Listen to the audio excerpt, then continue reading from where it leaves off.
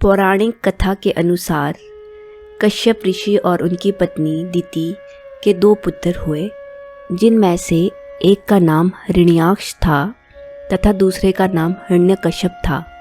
हिरण्याक्ष को भगवान विष्णु ने पृथ्वी की रक्षा हेतु वराह रूप धरकर मार दिया था। हिरण्यकश्यप अपने भाई की मृत्यु से काफ़ी दुखी और क्रोधित हुआ था और वह भगवान विष्णु को अपना शत्रु मानने लगा था।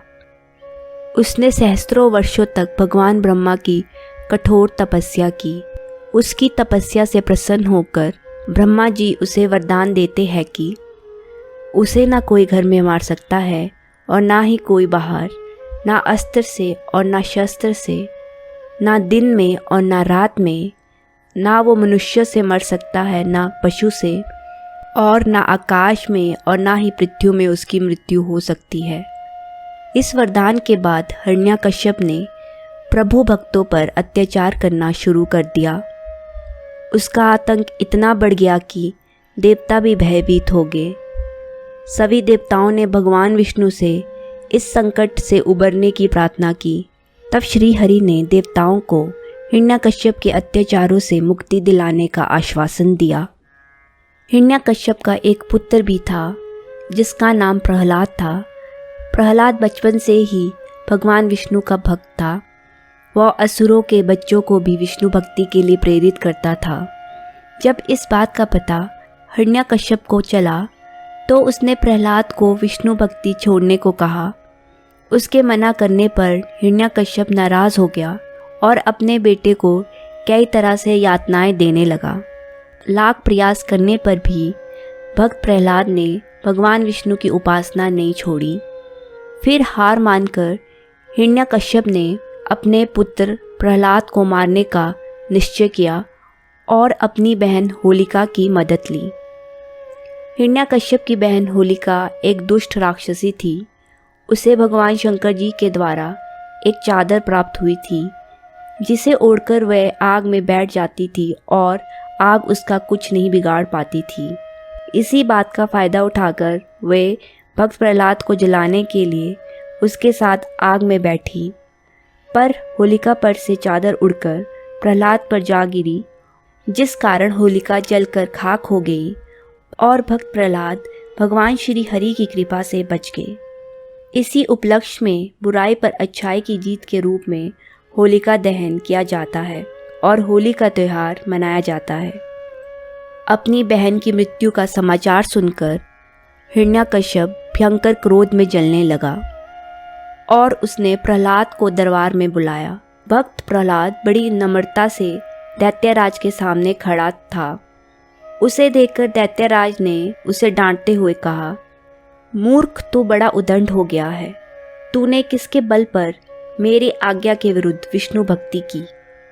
इस पर प्रहलाद ने कहा, पिताजी, ब्रह्मा से लेकर मानव तक सब छोटे बड़े चर अचर जीवों को भगवान ने ही अपने वश में कर रखा है। वे परमेश्वर ही अपनी शक्तियों द्वारा इस विश्व की रचना, रक्षा और संहार करते हैं। आप अपना ये भाव छोड़ो और अपने मन को सबके प्रति उदार बनाओ। प्रहलाद की बात को सुनकर हिरण्यकश्यप का शरीर क्रोध से कांपने लगा। उसने प्रहलाद से कहा, हे मंदबुद्धि, यदि तेरा भगवान हर जगह है तो बता, इस खंबे में क्यों नहीं दिखता? ये कहकर क्रोध में तमतमाया हुआ वह स्वयं तलवार लेकर सिंहासन से उठा। वह बड़े जोर से खंबे को मारने लगा। उसी समय उस खंबे के भीतर से नरसिंह भगवान प्रकट हुए। उनका आधा शरीर सिंह का और आधा मनुष्य के रूप में था। क्षण मात्र में ही नरसिंह भगवान ने हिरण्यकश्यप को अपने जांघों पर लिटा दिया। उसके सीने को अपने नाखूनों से फाड़ दिया। भगवान नरसिंह ने हिरण्यकश्यप का वध अस्त्रों या शस्त्रों से नहीं, बल्कि अपनी गोद में बिठाकर अपने नाखूनों से उसकी छाती चीर कर किया। उसे चौखट पर बैठकर तब मारा जब दिन और रात मिल रहे थे। इस तरह भगवान ब्रह्मा के वरदान का भी महत्व रह गया और हिरण्यकश्यप जैसी बुराई का भी नाश हुआ। और इस तरह भगवान विष्णु ने अपने प्रिय भक्त प्रहलाद की भी रक्षा की। किंतु हिरण्यकश्यप का वध करने के बाद भी भगवान नरसिंह का क्रोध शांत नहीं हुआ। लाल आंखें और क्रोध से भरा चेहरे के साथ वे इधर उधर घूमने लगे। उन्हें देखकर हर कोई भयभीत हो गया। उसके बाद भगवान नरसिंह के क्रोध से तीनों लोग कांपने लगे। इस समस्या के समाधान के लिए सभी देवतागण ब्रह्मा जी के साथ भगवान शिव के पास गए। सभी ने मिलकर भगवान शिव से प्रार्थना की, हे प्रभु, नरसिंह देव का क्रोध आप ही शांत कर सकते हैं।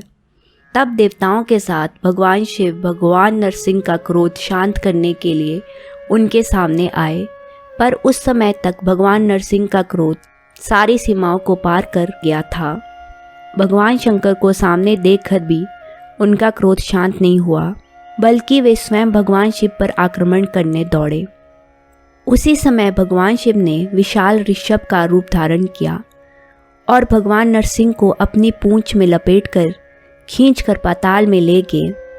काफ़ी देर तक भगवान शंकर ने भगवान नरसिंह को वैसे ही जकड़ कर रखा।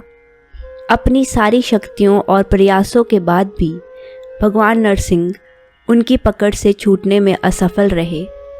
अंत में शक्तिहीन होकर उन्होंने ऋषभ रूप में भगवान शंकर को पहचाना और तब उनका क्रोध शांत हुआ और प्रभु शिव ने उन्हें मुक्त कर दिया। इस प्रकार देवताओं और प्रहलाद ने 2 महान अवतारों के दर्शन किए। ऐसी ही धार्मिक कहानियाँ सुनने के लिए चैनल को लाइक और सब्सक्राइब करें।